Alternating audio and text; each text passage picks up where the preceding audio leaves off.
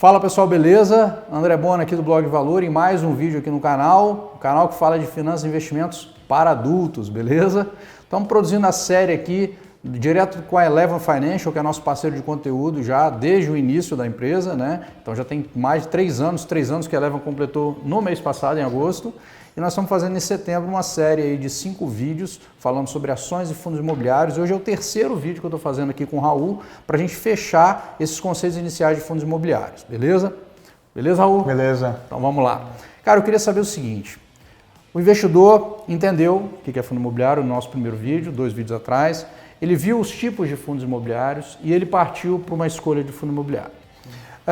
Quais são os alertas, aqueles erros que podem ser cometidos, que podem fazer com que o investidor entre pelo cano no investimento em fundo imobiliário? Quais são os pontos de atenção que você, como especialista em avaliação de fundos imobiliários, gostaria de destacar, que você acha que a galera tem que ficar antenada?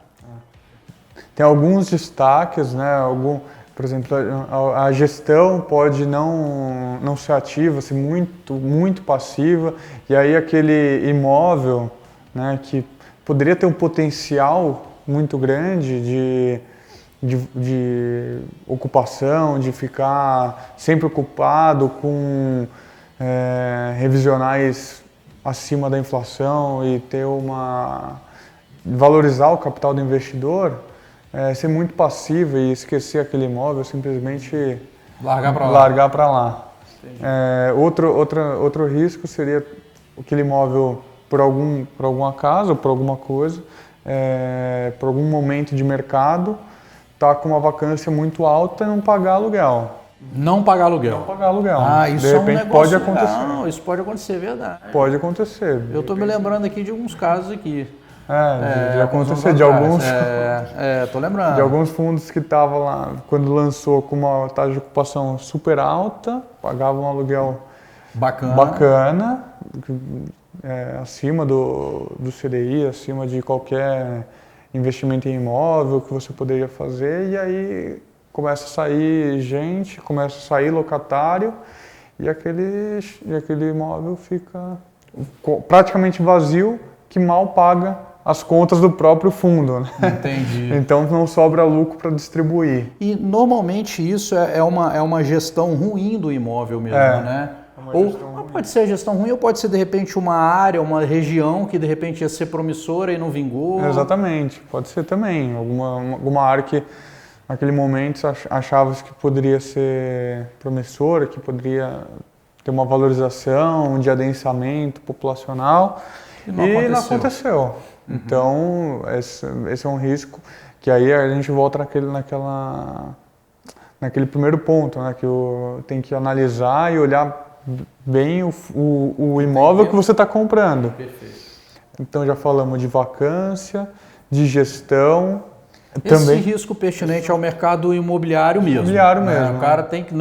Eu estou sendo repetitivo nos vídeos, porque assim, o investimento em fundo imobiliário é um investimento no mercado imobiliário. Então sempre bater isso aí. Então, competição também é um risco. A competição de...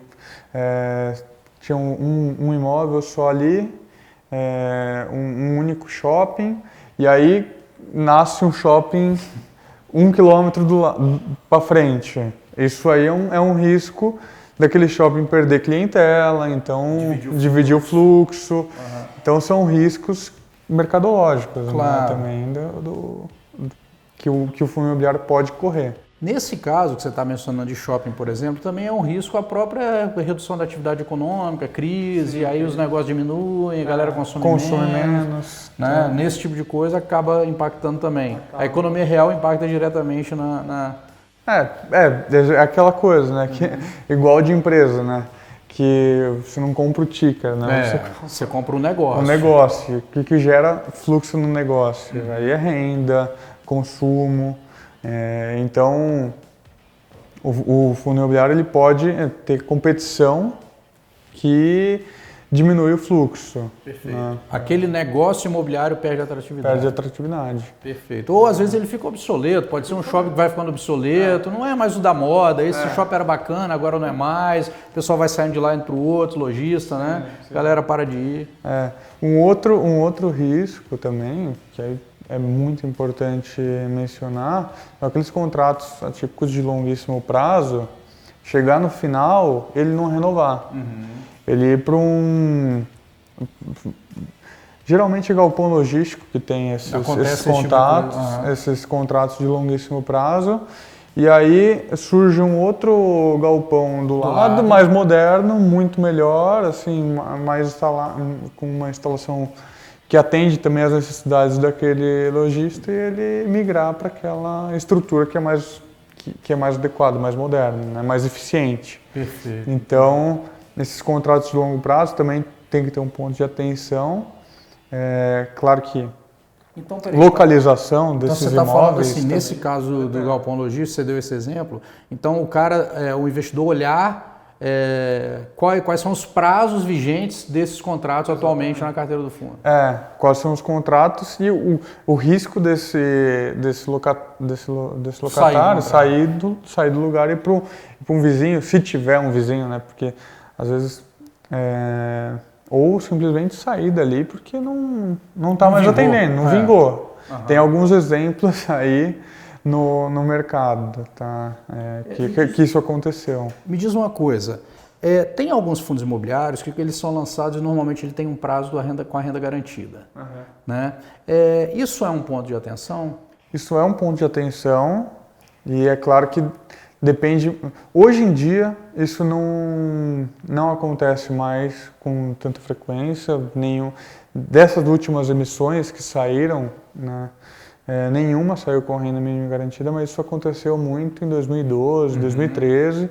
Muitos fundos saíram atrelados com promessa de renda, né? Certo. Com aquela promessa de renda. O mínimo de renda vai ser isso. Durante X anos. Durante X anos, durante 1 ano, 4 anos, independente. Ao tempo de manutenção daquele imóvel, tinha diversas estruturas.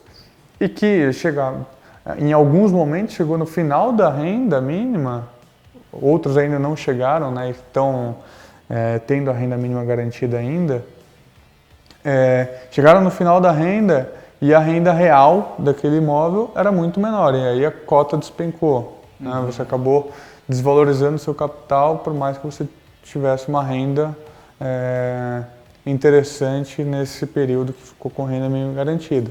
Então é importante, é um risco, e é importante entender qual é aquele ativo, né? Qual que é o ativo que tá sendo colocado a renda mínima garantida. Porque tiveram outros exemplos, vou até colocar aqui um deles, que deu certo, a renda mínima garantida, e a renda real do shopping no ano seguinte foi superior à renda mínima garantida estipulada. Bacana. Que é o fundo imobiliário que é dono do INSPER, né, o FCFL. Esse deu certo e o fundo continuou, foi embora. Tem um contrato de longuíssimo prazo, enfim. Então a renda mínima garantida é um ponto de atenção, porque às vezes o investidor está olhando só a relação do dividendo, que bacana, estou ganhando dinheiro aqui, ó, que maravilha, mas na verdade está se segurando na renda mínima prometida naquele prazo. Mas pode ser que... E aí ele vai ter lá um yield de 1,2, 1,3, sei lá, muito acima de qualquer fundo que tá pagando no mercado. Pô, novo, não tem almoço grátis. Não tem almoço grátis. Alguma coisa tem ali naquele imóvel que tá acontecendo isso. Então, o investidor tem que olhar aquela renda real. O que o fundo realmente está gerando de operação. Se a renda garantida, quanto que ele estaria me pagando? Exatamente. Entendi. Qual que é a renda das operações daquele imóvel. Do negócio. Do negócio. Qual o lucro que o negócio está tendo efetivamente no negócio imobiliário. E olhar também ali depois o potencial disso, né?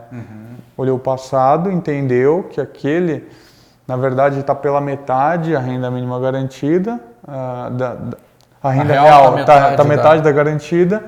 Então, mas o que está acontecendo para tá desse jeito, né? Quais são os fatores que estão acontecendo? Outro risco é a inadimplência. A gente não mencionou, a gente falou vacância, mas não mencionou. Mas não mencionou a inadimplência. A inadimplência é um risco muito importante, né? Para você entender se você vai receber o aluguel naquele mês ou não. Né? Ou quanto você vai receber. Ou quanto você vai receber, né? Qual que é o percentual daquilo, se aquele contrato tem uma representatividade alta ou não. Mas, de qualquer forma, mesmo que ele não pague ou atrase um pouco, num primeiro momento, não deve ser um desespero do investidor. Ah, não pagou, puta, vou vender então, porque não vai pagar nunca mais. Não é assim. Acabou o fundo, explodiu o prédio, não tem mais ninguém lá. O inquilino vai falir. Não, às vezes não acontece. Às vezes ele só atrasa um pagamento e paga 10 dias depois. Acontece isso. Às vezes atrasar. Às vezes é só um descasamento de fluxo. Exatamente. Então é entender se isso é recorrente se vai ser recorrente ou não. Entendi. Tá? Então, a inadimplência é um ponto de atenção. Beleza. Raul, cara, muito obrigado por essa série. Eu acho que foi muito bacana. Acho que a gente conseguiu entrar em pontos dos fundos imobiliários que normalmente as pessoas não encontram assim na internet. É só aquela coisa, fundo imobiliário, dá uma renda mensal e tal, beleza. Que a gente até falou no primeiro, mas com muito cuidado para a gente sempre mostrar o outro lado, ou os cuidados que deve ter, as características. Claro. Foi muito importante a sua contribuição aqui para o nosso canal e para o esclarecimento da galera aí na hora de avaliar, colocar um fundo imobiliário ou não na carteira.